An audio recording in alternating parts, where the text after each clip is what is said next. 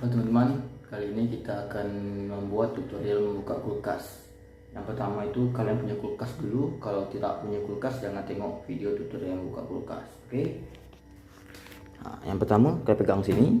Dah siap pegang ni, kau pegang tangan kau selipkan kat sini sikit. Nampak kan?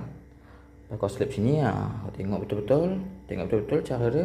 Yang pertama itu jari ni harus kuat ni. Ini yang pertama, kita tekan. Itu 2 3. Itu dia. Ini itu tutorial membuka kulkas. Ingat, yang udah punya kulkas boleh tengok, yang tak punya jangan. Okay, see you next video.